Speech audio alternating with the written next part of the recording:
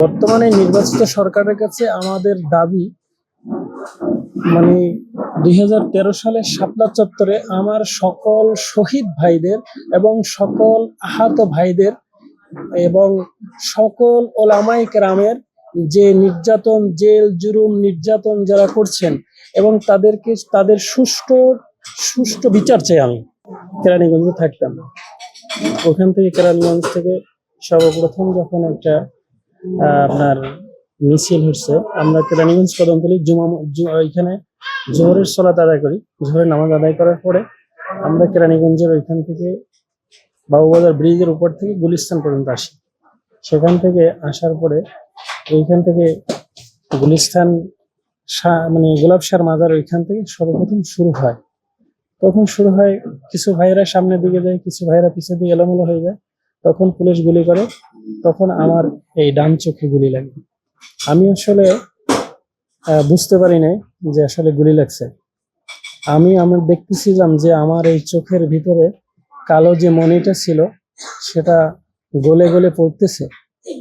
আপনি বুঝতে পারবেন যখন আপনি একটা মাছের কাঁটা, যখন আপনি মানে মাছের চক্ষুকে যখন খোঁচা মারবেন, তখন যেভাবে কালো পানিটা বের হয়ে যায়, আমার ওই মণিটা গলে ওখান থেকে পড়ে যায়। আমি এরকম দেখি। তারপর এক ভাইকে আমি বলি যে ভাই আমাকে একটু দেখেন তো এখানে কি হয়েছে। তখন ওই ভাই আমাকে নিয়ে আমি বললাম একটু পানি দেন। তখন আমি পানি দিলাম। তখন তো ব্যথা শুরু করছে, তবে ব্যথা ওইরকম অনুভব করি না। তারপর আমি ওইখান থেকে হাঁটতে হাঁটতে বকচত্বর আসি, মতিঝিল বকচত্বর। ওইখানে এক ভাই আমার আমি জিজ্ঞেস করি, ভাই আমার এখানে দেখেন তো কি হয়েছে। তো ঠিক ওই ভাই বুঝতে পারছে যে আমার চোখে গুলি লাগছে। ওই ভাই আমার মানে আপনার মতিঝিল ইসলামী ব্যাংক হসপিটাল ওইখানে নিয়ে যায়।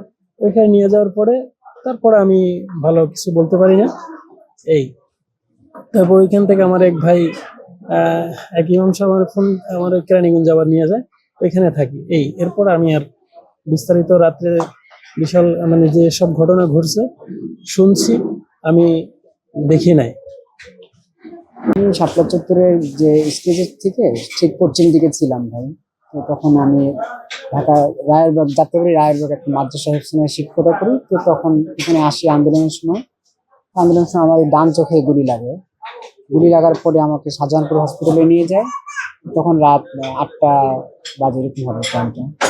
তো তারপরে হসপিটালে সারা রাত থাকি।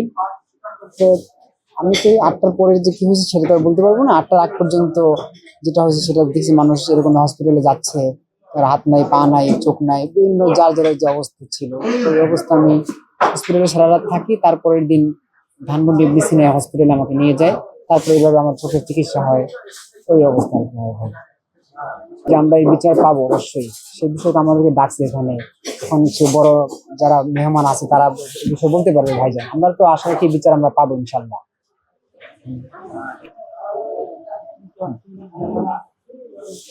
আমরা সরকার থেকে তো কোনো সহযোগিতা পাইনি। তো মাওলানা মামুনুল হক সাহেব ডাকছে আজকে, এখান থেকে আমরা কোনো সহযোগিতা পাবো কিনা সেটা তারা বলতে পারবে। আমরা আজকে আসছি মাত্র ভাই, এটা আমি বলতে পারতেছি না ভাইজান।